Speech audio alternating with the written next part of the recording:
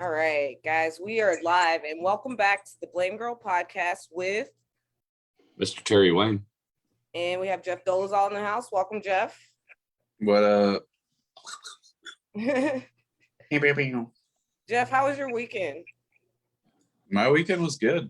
I had a show on Friday, went pretty well, and then just kicked it. It was a good weekend.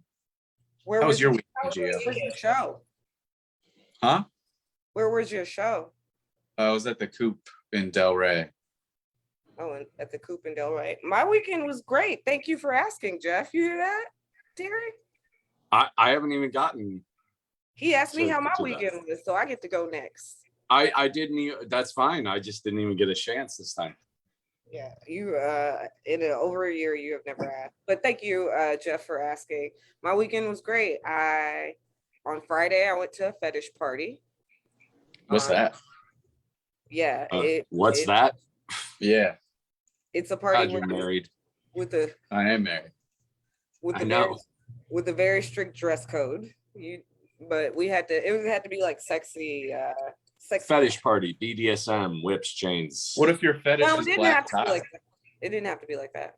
What'd you say? What if your fetish is like black tie? Like what if your fetish is being really dressed up? Then you can't go to that fetish party. That's not the fetish party for you. You should probably go to like an opera or something like that.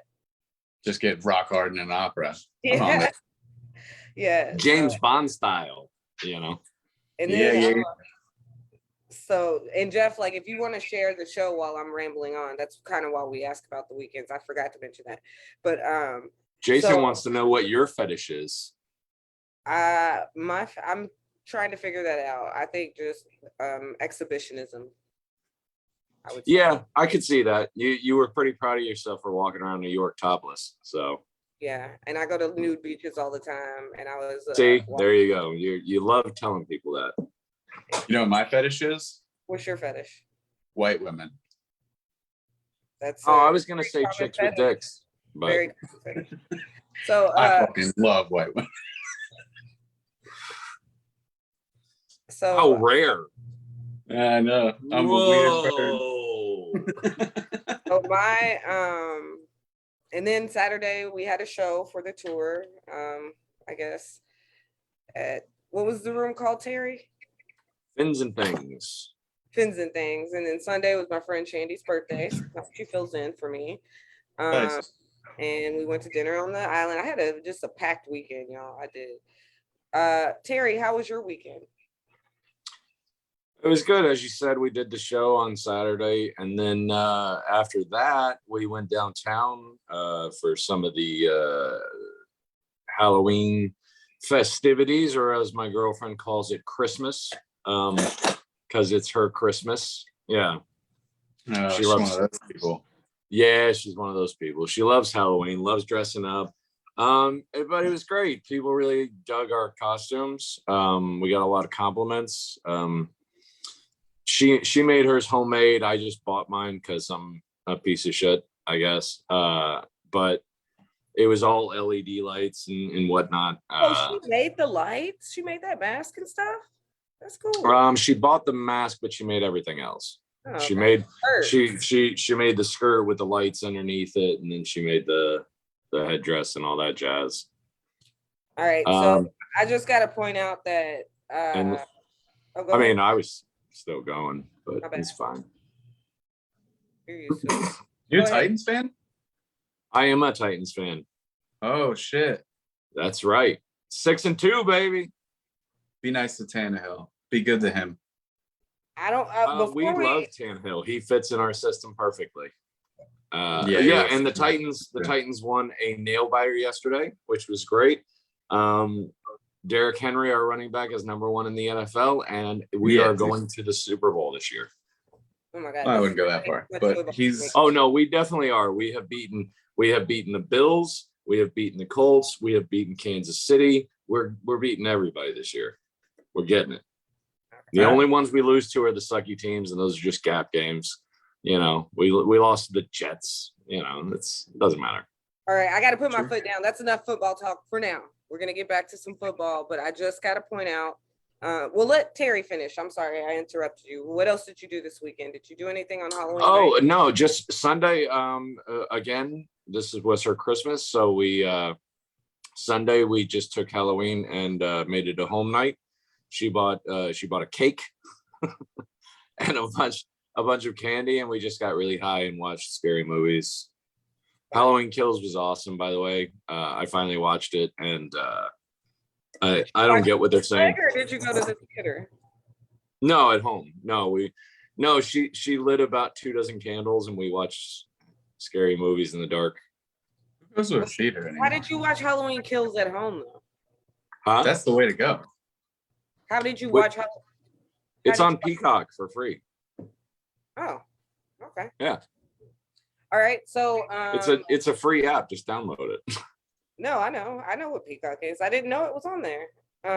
So Jeff, I gotta say, you've already got a Rachel Dolezal reference up in the comments.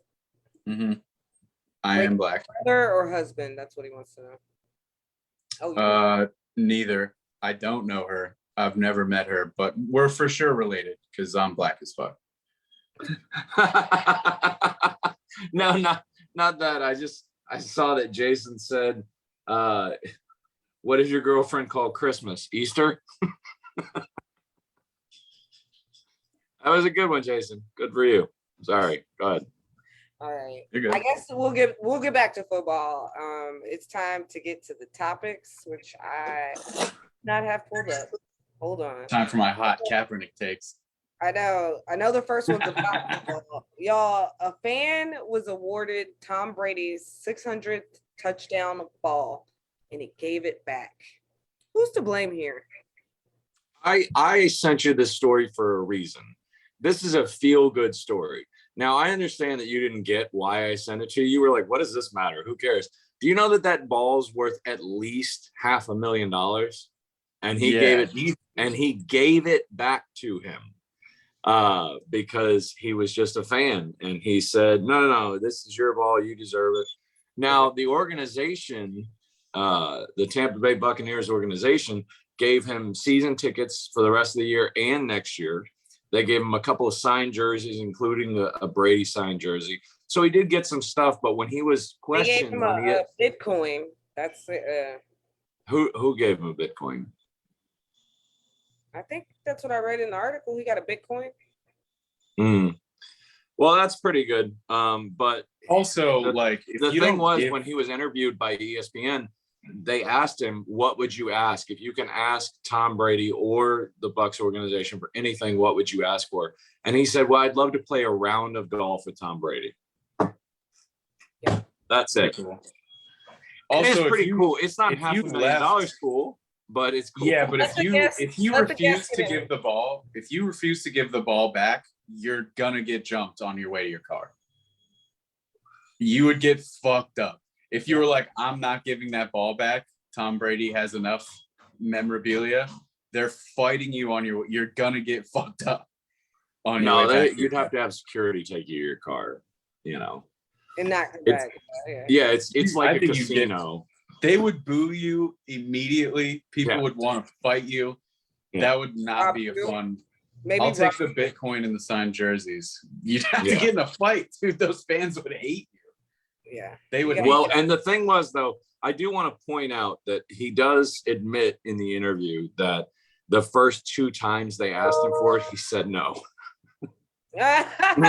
I guess he thought about it and he was like, all right. And then security was like, we make $16 an hour, bro. We're not protecting you. Give that fucking ball back, dog. Oh, wow. Well, so who's to blame? I'll tell you who's to blame. It's Thomas's fault for giving away the ball in the first place. The receiver gave the ball away in celebration without even thinking of it. That's who's to blame. Yeah. Yeah. Well, I mean, somebody should have let him know, like, don't get that ball away, you know? And then, I mean, it wasn't a selfless act, clearly, if he had to think about it a couple of times. Maybe, I guess it was the fact that he was handsomely rewarded. And y'all make a great point. Like, how do you get out of that stadium with that ball? But he did give it back, and that's the point. He did eventually. And I mean, look, you're telling me if somebody hands you $500,000, you're not going to stutter step when they say give it back? Like, I Come would. on. But if you No, give me you negotiate. That's the Bitcoin, art of the deal. Yeah.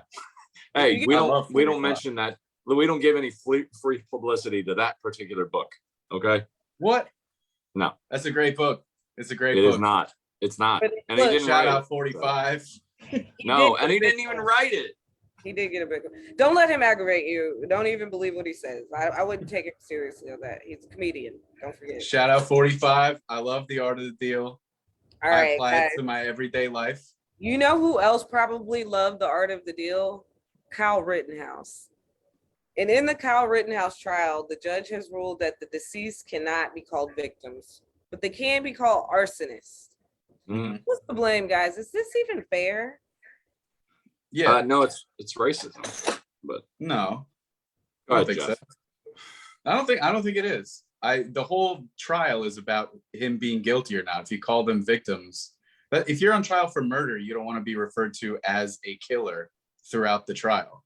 The whole trial is if he's guilty or not. I'm not on his side. Well, the thing But is, when that's it's a good trial, law. you're That's good the lawyer. accused. That's a good. It's a good point, but it's not. It's disrespectful to the victims. They're the Yeah, ones they that are dead. usually He's use the just on word trial. victim. That's what they usually call the victim is the victim, and the fact that Right. But Yeah. you're in a but he's on trial if this is a murder or not. You know what I mean? He's not trying to prove that he didn't kill those people. He's trying to prove that those people weren't innocent. So to call them victim assigns innocence when that's what the whole case is about. that he No, was. I get what you're saying, Jeff. That's And good. that is a That's good good point because litigation. they're trying to determine whether it was self-defense or not. Exactly. So if you call Well, them I can't- victims, then he loses. Again, I've mentioned this before. I have some personal experience. Somebody was killed at my building here. A 68-year-old man, 68-year-old obese man was killed by a 26-year-old, very much in shape young man. He was shot while unarmed, and they ruled that stand your ground. Sure. So, yeah, but look, when you shoot an unarmed person, it's always your fault, in my opinion. Right, but your opinion isn't the court's opinion. I understand that, and the court's broken. Look, which we're gonna get to the later. woman who got shot in the Capitol, is she a victim? Yes, very much so. You think so? She was doing something she shouldn't have been doing. I Right. understand, but she's By still who? Wasn't she shot by law enforcement? yeah, and she's a Yeah. victim. She's But they're- still a victim. but She they was an didn't- unarmed person shot by a armed law Being enforcement somewhere where officer. she wasn't supposed to be, though. She Yeah. wasn't supposed to be in Well, there. victim. Here's the thing: victim doesn't mean innocent. Victim just Sure, means but you're the ones that's dead. But if you're a savvy lawyer, if you're a lawyer worth their weight in salt, words matter to a jury. If you refer to somebody as a victim the whole time, they're going to think your client is guilty because you keep calling them the victims. But should a judge be taking side like that? Because He's not taking side. He's Let not me taking ask y'all sides. this, He's looking then. for neutral language. Think about no, he's not, because look at it like this. He's allowing them to be called arsonists and looters. If it's neutral language, then why allow that? I don't think this is fair at all. I kind of blame He the doesn't- judge. He's allowing the He doesn't know defense that they to were call them looting. that. They're no more guilty of looting and arson than Rittenhouse is of murder at this point in the Yeah, they case. haven't been tried and convicted. They were killed before. That's right. It's innocent until proven guilty. How Right, fair but is they're it not. to allow them to be called guilty people, arsonists and looters, inferring that that's exactly what they were doing, but not victims. But were they committing arson and looting? No, No. not as far as the letter of the law is concerned. No, they're innocent until proven guilty. True. So is he, though. That's kind of the point. Right. So he's the one who why? lived to get That's to on Gio's trial. point. Why is it you can't call them victims, but you can call them looters and arsons? Because he has a more savvy lawyer. Okay. All right. No, I think That's- it's not the right thing to do at all. No. We have like That's ridiculous. with this I agree with that that. Let me get in here, guys. With this guy, there is a hero empathy. Like, people are empathetic to him because they look at him as a hero, like he was protecting something. He just lit the drama the fuck up, is what he did, and he caused 2 people to end up dead. And I hope he does get convicted of murder. And here's the thing, Jeff. You mentioned earlier, you're like, if you're on trial in this situation and you're Rittenhouse, you don't want to be called a killer. But the thing is, whether he comes out innocent or guilty, he is a killer. Yeah. He has killed. I'm not saying other people. He should. No, I'm just saying by very definition, he has killed other people. He is now a killer. I'm saying a separate case. I don't mean he should, because he did kill those people. That's not what the trial is about. I'm saying if you were on trial for a murder and you didn't do it, and they were referring to you as the killer, I don't agree with them being able to say whatever they want about the deceased. Saying they can say looters, but they can't say victim. But I do agree with not calling them victims until the end of the trial. Because if you call them victims, the thing is, like, there's other things. You call them like decedent or complaining witness. That's totally. You can actually call them. You can call defendants killers. I've heard it done in person. Will do that because this man killed these people in cold blood. I've heard it before, like not on television, in real life. Of course, but I'm saying they can't refer to him as killer as a pronoun. You know what I mean? They can't refer to you as, instead of saying Terry, they can't say, and then the killer went to work that morning, because you haven't been proven guilty of murder yet. Yeah. It's assigning a pronoun to a person. I don't know. You know what I mean? It seems like a very slippery legal loophole. I don't agree with that they can call them arsonists and looters, because that's not neutral language. Yeah, but a court of law should use, especially in a case where you're trying to. We all know he killed those people. The case is about whether or not he was acting in self-defense or wasn't. So if you call them victims, that makes the jury believe that he wasn't. And the whole I don't agree that they should just call them the deceased until there's a verdict. Look, to have neutral language. Both sides are trying to make their case. You know what I'm saying? And he allowed the defense to do something, and he did not allow the prosecution to do something else. So he's letting how about this? Criminals, basically, but he won't let this judge won't let the deceased be called victims, and it's just not fair. If you're going to do it, then let the deceased be called the deceased or decedents, and then let the accused be called the accused. If you want to keep they said victims, not decedents, because they are deceased. That you don't have to go to court to prove that they're dead. That's what I'm saying. You can refer to them as the deceased, but referring to them as victims is subconsciously telling the jury that they were victims. This wasn't self-defense. Was George Floyd a victim? Yeah. It's just as prejudicial as calling them. Really? So you're telling me that these people weren't victims, but George Floyd was. I'm saying in the eyes of the law, they shouldn't be referred to that until guilt is assigned for the case. No, but they're still victims regardless of his innocence or guilt. They're still dead. He still killed them. We know that. These are the facts of the case.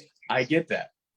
I'm talking about neutral language in the court of law that is biased language to a jury. That's the only. I think this is a biased judge. That's what I think. It could be. Or he just has a much more savvy lawyer. But as a defendant, you don't want the people that you killed, who your whole case is self-defense. You don't want that to be referred to. You don't want them to be referred to as victims, because that makes it look like it wasn't self-defense. I think it's a very conservative judge, and he doesn't want to look at these people like people. That's what I think. Exactly right. And you know how we know that judge is part of that whole system, because the police, when they saw this kid, they just were like, here's some water. Thank you. Well, no, they congratulated him for helping. Yeah, thank you for helping. Yeah, exactly. But if it was But let's say if his George skin Floyd tone was out there different with and the he was weapon walking helping down the it, street with and an he had to do AR-15, that. it probably wasn't going to go good. Exactly. You know? Well, Sure. guys, you know what else is not going good? The Virginia's governor's race, right? They are trying to ban books, and specifically, they're bringing Toni Morrison's award-winning dark novel, Beloved. I don't know if y'all ever read it or saw the movie. It keeps coming up in the race. Like, who's to blame? Why are they talking about this? And just a little background before I let you guys get into it. Like, this book is dark. It's dark. It's like a Oprah Winfrey produced movie. I think I read the book and watched the movie, but it's about slavery, and it's about sexual assault during slavery, and it's about a woman who, spoiler alert, killed her kid to keep the kid from being enslaved. And it's a dark book that's made available to teenagers 16 and older in Virginia. So who's to blame here, guys? What do you think? 16 and older. Wait, you're telling me the books have age limits? And yeah, they do. I'm pro banning all books. Reading is gay. Play video games, you fucking dorks. I That's was my actually going to say, what does it matter? They don't read in Virginia anyway. Yeah, no, kids don't read. They're selling fentanyl in the dark web for fucking Bitcoin. They have no idea. No, that's They're not reading books. That's not true, because in this article I read about one boy who had nightmares from reading Beloved. That kid's a dork. Time to grow up. No more getting That's from that books. was just white guilt, is all that is. That's just white guilt. Yeah, he Go got out ill. and earn your own white guilt. Quit getting it from books. Steal a job from That's a minority. That's Gentrify a fucking neighborhood. stupid. Get your own. This is a stupid story. It's one of the dumbest things they've covered in a gubernatorial race. It's a stupid story. It's a nothing story. Oh, because a kid had a nightmare. You know what's a really scary book? Maybe you haven't read it, but it's called the fucking Bible. And there's lots of torture and porn in it. If you haven't read it, there's lots.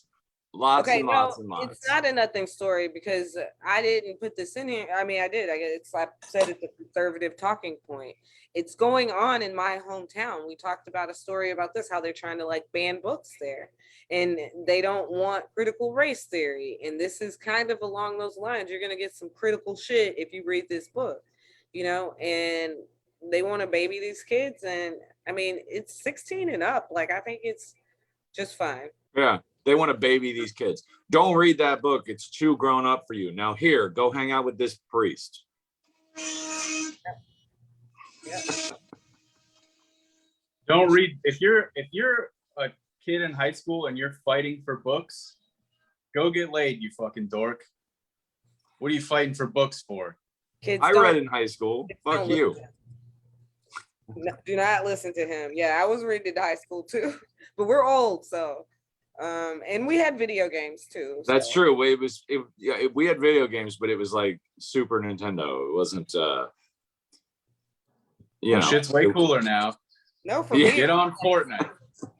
For me, it was like a Nintendo original. Dude, if you're getting nightmares, you're 1 year older than me. There was Super Nintendo. I had a PlayStation in high school. It was fine. No, you didn't. Yes, I did. Oh wait, yeah, they came out in high school, because I had a boyfriend that had a PlayStation in high school. And PlayStation came out the same year as. Did you hear that, kids? She had a boyfriend with a PlayStation. Wasn't reading books. Put them down. Go find you a girlfriend, you dork. We're crying. Quit having nightmares over books.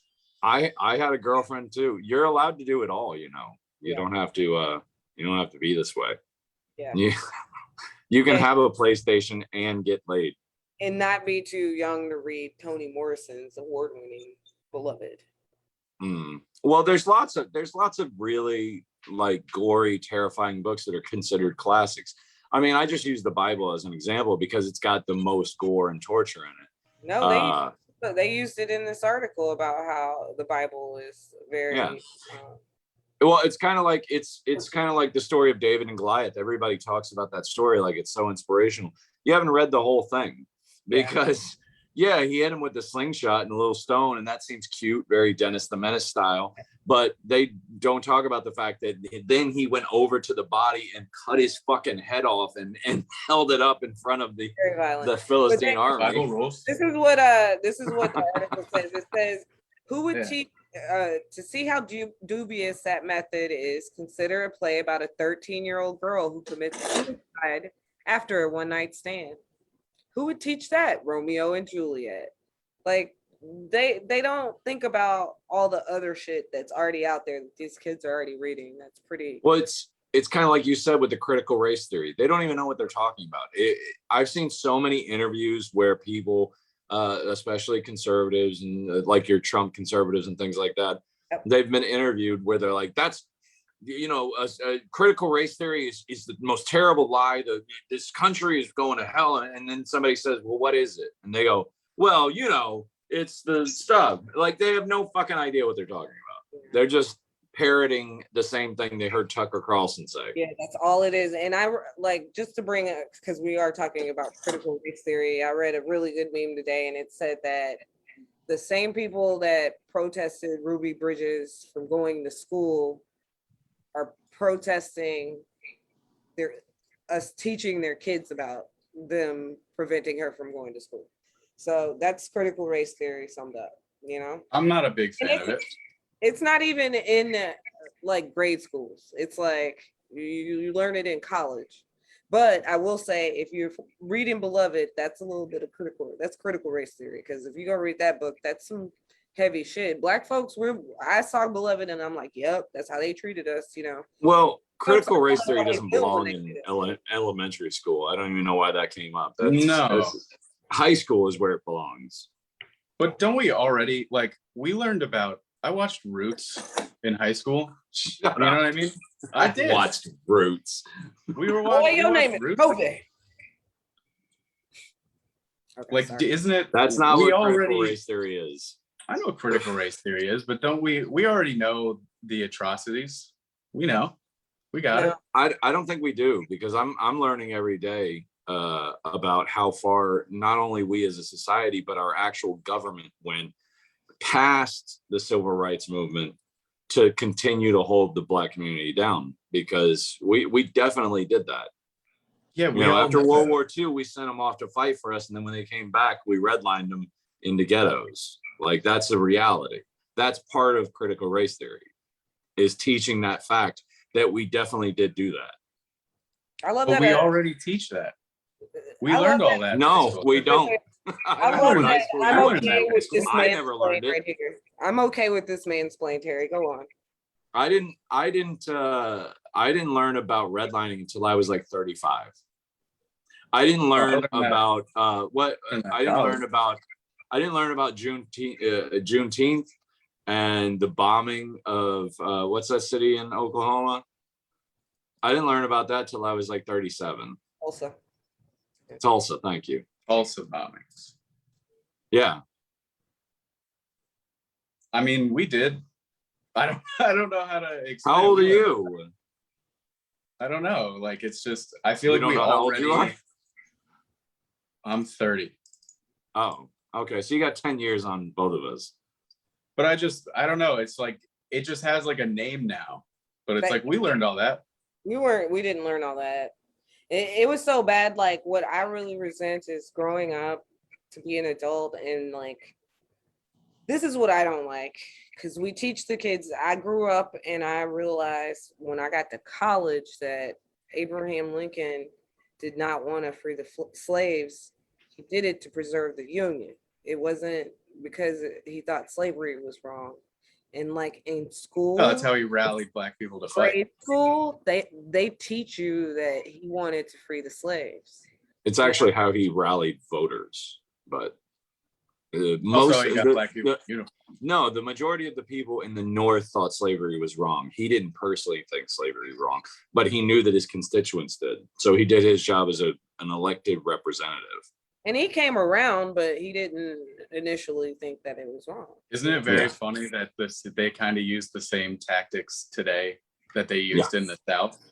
Because if you go back, like the dudes fighting in the South, like fighting for the South, were not like plantation owners. They were not like rich people who had slaves.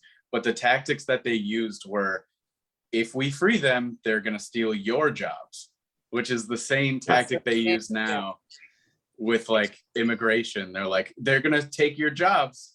And just it's the same thing. Like with, let me get in here, Terry. And just to go a little bit further than that, it's always been the argument, because even like though the Northerners thought slavery was wrong, the very progressive ones thought that they'll take our jobs and they need to go back to Africa, you know.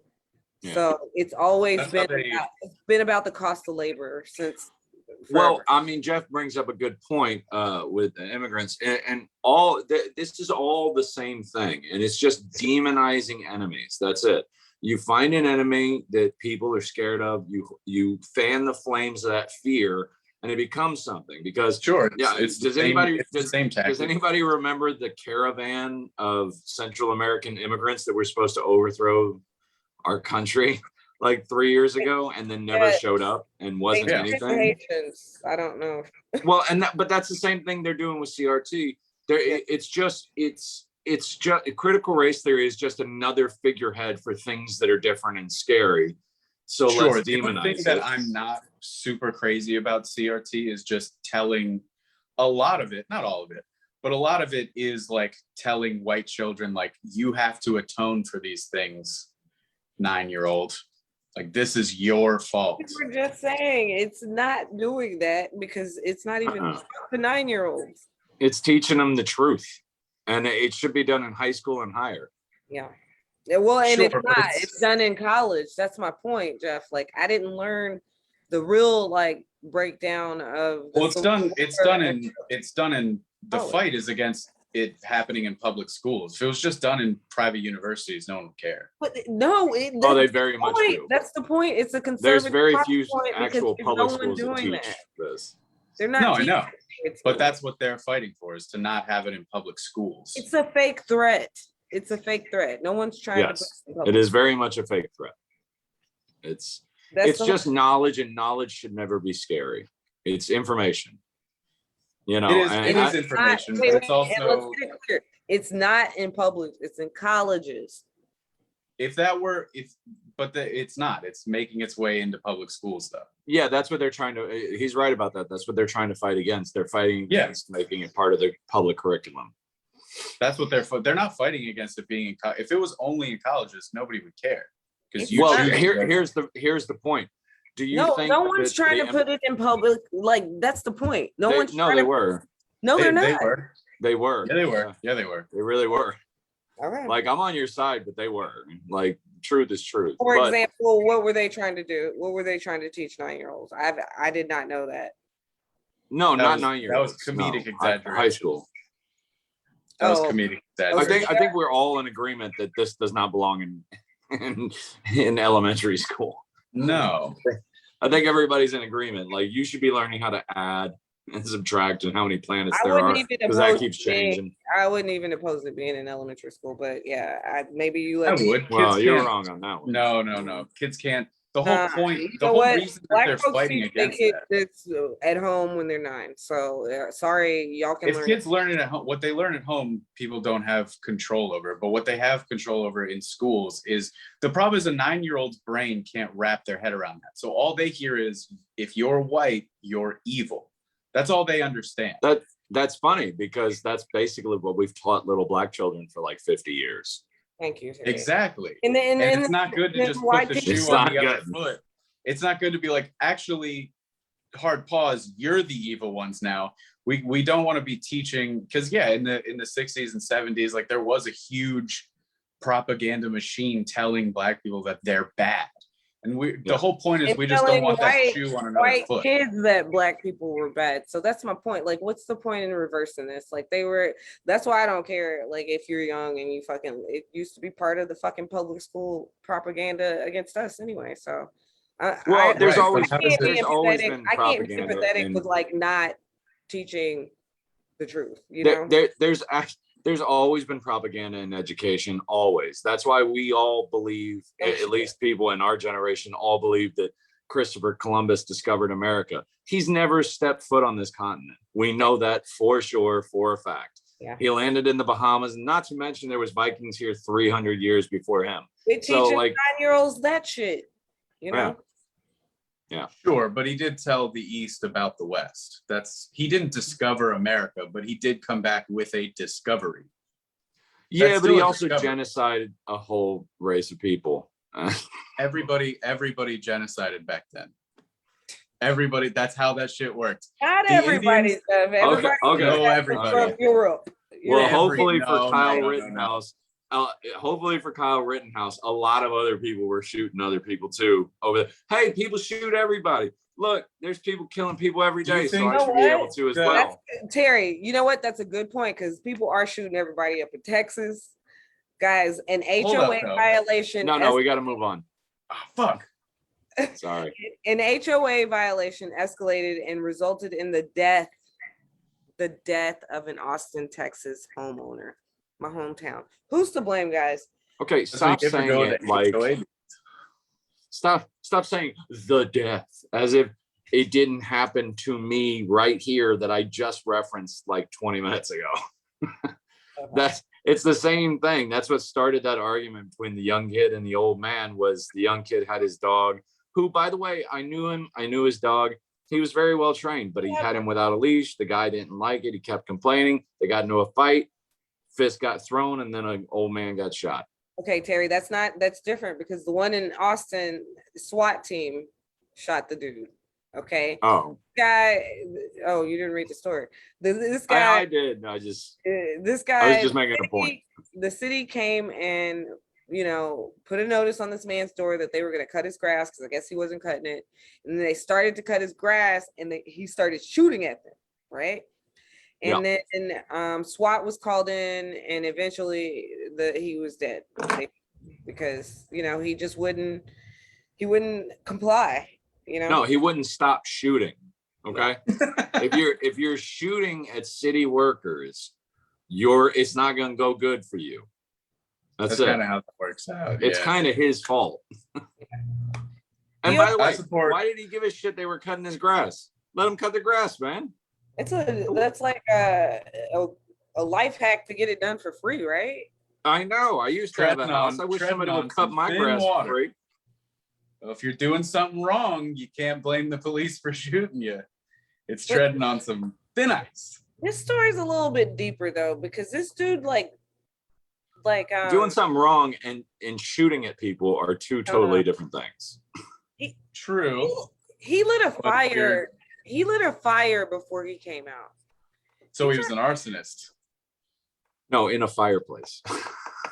I don't read the damn stories. I'm doing what white guys do, which is show up with opinions and win. Well, you really are a Trump supporter.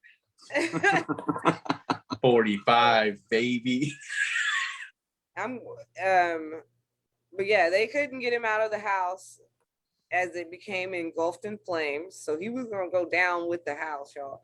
And he exited through the garage with the gun in his hand, and they shot him.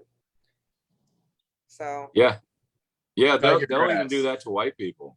I feel like this guy had something going on. Like he was trying to, what was he burning up? It seems like a movie.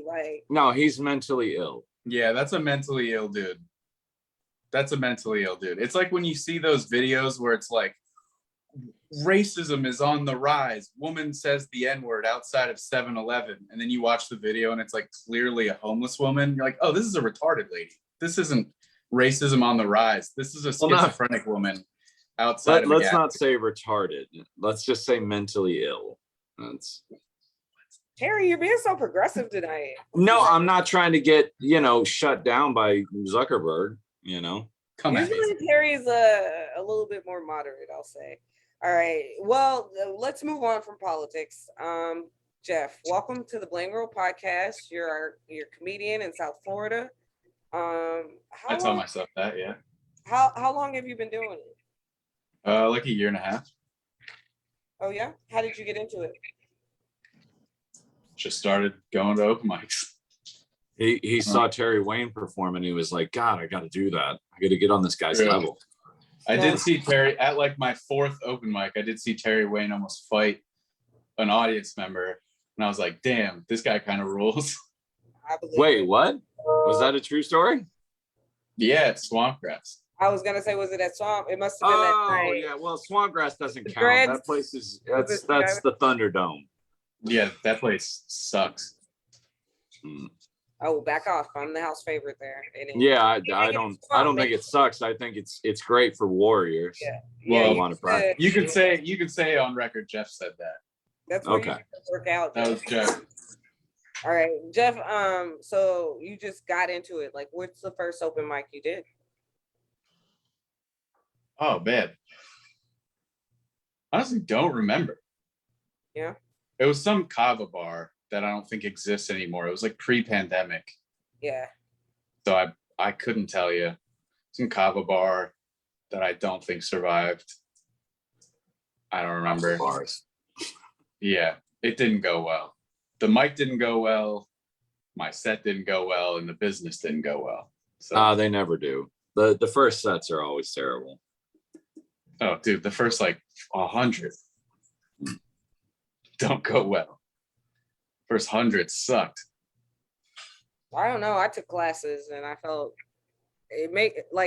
I took classes, and the thing about that made me feel better is like at the end of the class you get to perform at the improv. And when you perform at the improv, they're there to laugh. They're gonna laugh at your jokes, and you're gonna get that feeling of being like a funny comedian, rather than, at a kava bar where they're all like Yeah. dated. But that's not fair. The improv is an easy audience for everybody. I know. Super easy. Yeah. And Go to that's Swampgrass and pull that shit. Yeah. I have. That's a Thank you tough very one. much. But Well, I'm not talking to you. I'm saying in general. well, we've both been the house favorite at Swamp, so clearly you had your day there. But Jeff, that brings me to my next question. Like, what is your favorite venue to perform at? And you cannot say the improv per Terry Winston. Oh, that throws a fucking wrench in it. I know, because everybody would just say the improv. It's so easy. Like we had to it's outlaw it. so easy. I mean, the show I did on Friday was great. The Coop is really good.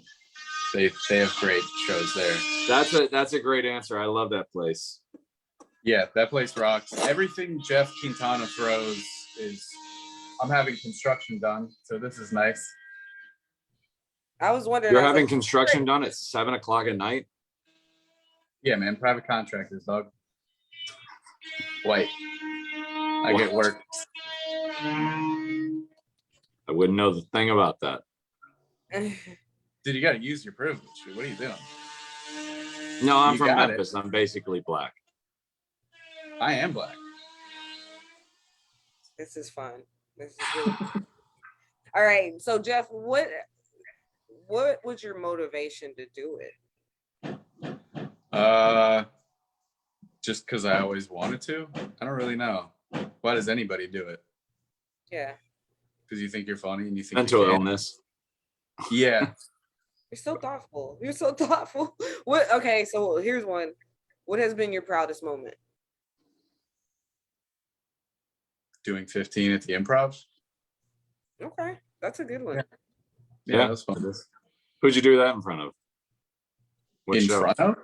Well, just what show? Yeah. Oh, it was on Franco's Gotcha. show. Gotcha. Mhm. What's that show? No, I love Jeff's comedy. I've been a supporter since I first saw him. Mhm. True. We're very much like-minded, even though he's been very cantankerous on this episode. Normally, he's a very sweet guy. It's funny. no, it's funny to he's- act that way. He's got he's got a good mind for jokes, Yeah. and he likes to be subversive, which I dig. I definitely feel like he's in character. You're a character tonight, Jeff. You're in character tonight. But It's funny. It's funny to act like you like 45. Does that make sense? It's not funny to have the right opinions. It's funny to sound ignorant. A little know what I bit, mean? yeah, kind of. It's like what it's like to be from the South, Yeah. Sure. Like in 2016, I knew so many like privileged white people were like, this is so hard for me. And it's like, dude, you want to be like shit. So in that moment, it's instead of getting an argument, you're just like, I fucking love Donald Trump. Hey, Which I listen, we've don't. had conservatives on here. We have no fear of conservatives. If that's how you really feel, no, I'm going to out you as a hardcore conservative right now. I don't give a shit about politics at all. It's just white privileged people acting like his presidency was the worst thing that's ever happened to them is gay. And it's funny to make fun of them. It's like you make $80,000 a year. None of this affects you. You're fine. Why are you crying? The presidency of Donald Trump was not the worst thing that happened to white privileged people. That was the presidency of Barack Obama was the worst thing that happened to privileged white people. I don't feel that. I don't feel that way either. As a white privileged person, my life was fine through both of their presidencies. Everything's fine. You're white, you're privileged, nothing affects you, you're good. And to sit there and you can't even hurt our feelings, as Louis C.K. said. It's okay for Jeff to give us some critical race theory, huh? Yeah, he's giving us critical white theory. Critical white theory is if you're white and you're doing okay, shut up about politics. It doesn't affect you, you're fine. Right. Everything's fine. There are a lot of white people in poverty, so it does affect us. It definitely, politics definitely does affect us. The only reason I have health insurance right now is because Barack Obama was elected president. Sure. I'm talking the only reason my father has health insurance is because Barack Obama, and he hates Obama. I'm talking about crying. I'm talking about like bitching on Facebook and Twitter, being like, my life is so hard. Like, shut up. Oh, you're talking about like the FML attitude. Yeah, the just like all day, just 2016 was so hard for me. It's like, shut up. Yeah. And then instead of getting a debate, you're telling me love 45. The thing about 45 is like, he was trash, but I mean, I definitely was able to crack a lot of good jokes during his presidency.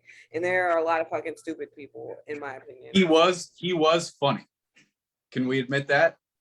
Oh, it was hilarious. If he wasn't the leader of the free world, it would have been fucking hysterical. Yeah, exactly. I think that's what makes it funnier.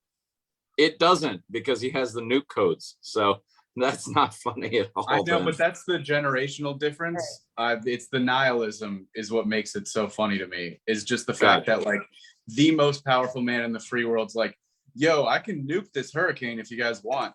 Like, hilarious. So fucking funny. I forgot about that one. Like, dude, he was funny. In the debates, he was funny. He was funny. It's funny now. It's funny now that he's out of power and can't do anything. He don't have the new code. Thank God. Okay, now it's funny. I don't want to spend the rest of the time talking about 45. I want to talk about you, Jeff. So tell me, what has been your biggest challenge doing this comedy? Why? Jeff doesn't even want to talk about Jeff. I know. What's been like? I love 45. What's been your biggest challenge doing comedy? I mean, my writing was better than my ability to do it for a long time.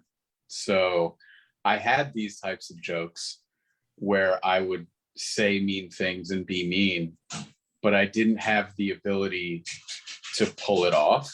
To deliver them. So it just sounded like a guy being mean. Yeah. And, you know, that was the challenge was learning to laugh and smile and be like, like to kind of telegraph to a crowd, like, oh, he knows what he's saying is wrong. Yeah. He's not racist. He knows the words coming out of his mouth are a bad thing to say. He gets it. Just to telegraph that, what took a while. Well, no, he likes anything that gets applause. Like, he just wants to be loved. Ugh. No, that's the truth. I've watched him flip-flop on positions literally in real time because the audience Terry don't even go out to mics. What are you talking about, Terry? I'm still talking about 45. My bad. Oh. I thought he was talking about Jeff. We are not talking See about how I draw you in? I just draw you in. I thought you were talking about me. I was like, nah, I've stood my ground hard. I'm like, he's not observed Jeff that much to where like That's the most you've ever. You don't even go to mics that much. Okay, Jeff. No, I don't have to. When you're 10 years in, you don't have to go to mics either. Jeff, one last thing. Like, have you been traveling as a comedian yet, or have you? Not really. Okay. I mean, drive to Miami and shit, but I don't consider that like traveling. No, you haven't been out of South Florida. Okay. No. I wasn't sure. So tell us a little bit about who you are. Like, what's your day job? Where you're from? How long you been in Florida if you're not from here? I'm Black and gay. I was born in Miami. My day job, I work in advertising. So I'm the perfect mixture. I'm Black, gay, got white privilege. I got it all. All And right. yeah, born here. Born and raised in Miami. All right. It sounds like it's time to play the blame game then. She's getting frustrated with you, Jeff. No, I'm not. It's right on point. 'Cause he said he's Black and gay. So, like another famous Dolezal, you identify as Black. Who's to blame, Jeff? Well, we shouldn't be blaming each other. We should be blaming the white folk. We should be on each other's side. The blame shouldn't be on us, Gio. Critical race theory. We've been through enough. So, who are you blaming? White folk? Yeah. White privileged folk? Like you identify? You know who I'm blaming? I'm blaming rich white Democrats. That's who I'm blaming. That's who I think are the gayest people alive. Convenient, yes. I mean, anybody in the Imagine video, I blame them. That's who I hate. Gal Gadot. I don't even know what that video is. I'm too old. But no, it's funny because you do that. Do you do it just to play off of that because that's a funny fucking situation, or what's the deal? When there's actually like a curtain or a backstage, it works really well. When it's like, because hosts introduce me as that now, as Black and gay, and what's funny is to be introed as that, and then they see this fucking face, and then that is funny to me. And if it doesn't work, you just throw the host under the bus. You're like, I don't know why he said that about me. I'm clearly not. And you just throw that under. So it works. It works. When you get brought up, it works. Have you done Black crowds? Yeah, they love me. Okay. Of course they do, because you're a white man. It's weird. I've noticed this in comedy. Black crowds love white men. I have never bombed in front of a Black crowd ever. Black crowds love you might be right here, Gio. White. They don't like Black women as much, but it's just like the world. It's fine. I get it. So Black crowds like white dudes being white. As soon as you pander, they hate you. They don't want you to pander. Good comedians, you know, and audiences appreciate us regardless of skin color. Nah, Black crowds love me. White guys are just so great. I did a Black crowd like a couple weeks ago, and I called a dude Pee Wee Longway, and he didn't know who that was. And he looked, he's like an Atlanta-based rapper, gold teeth, whole thing. And I was like, am I the only person who knows who Pee Wee Longway is? And they were like, yeah. And I was like, does that make me the blackest person in this room? And then they loved that. And then I was like, does that mean I can say it? That's and so funny. Nuts. That is so funny, because that's normal. If I go into a an urban room, normally the first thing I'll say when I get on stage is, I'm from Memphis, Tennessee. You know what that means? That means I'm blacker than all y'all. Yeah. And they love it. I like to pull a reference out, and if they don't get the reference, you're like, I'm the blackest one here then, which means I'm allowed to say it. And they go nuts. They don't want you to pander. Yeah. I don't know. I don't pander to them. I just do my set, and they're like, moderate. I've been getting better. Yeah, but I know you, Gio. You're whiter than me. Yeah, your favorite band is My Chemical Romance. Like, I've got more street cred. You've got that. You don't know me very well, because that is not. Whoa. I do like My Chemical Romance. My favorite band is actually the Decemberists. But that's even whiter. How is that a defense? I grew up in Austin. Like, I don't know what to tell you. All right, Jeff, do you have anything to promote? No. No shows coming up. Good delivery. I do, but Good delivery. I have no idea when. Sometime in November. Follow me on Instagram @Jeff Doozy. Doozy. Okay, there you go. Don't message him on Facebook. He never checks it. He is I the don't check most it. apathetic comic we have interviewed, even more so than Dan Casso. Dan Casso got into the topics a little bit, but he hated talking about himself. All right. Yeah, I don't like it. What are your words for white people? Jeff, you don't have to listen, I guess, since you're not white people. Well, stick around. You don't have to, but I'm whatever I need to be at the moment. that's good. You're a racial chameleon. That's good. That's a How much derogatory- weed is in that vape pen you've been sucking on all night? We Lots. prefer transracial. Oh, sorry, my bad. Me and the rest I'll of the have to- Dolezal clan. I'll have to add that to the string of letters that I have to remember now. No, this week I wanted, and we're going back to words for white people this week, going back to the honkies, my fellow gringos. We're going to talk about laws for a minute. And more importantly, the rule of law, because I think that some people, especially people who look like me and happen to believe in Jesus and Ronald Reagan, I think they celebrate a little too quickly without realizing what they're celebrating.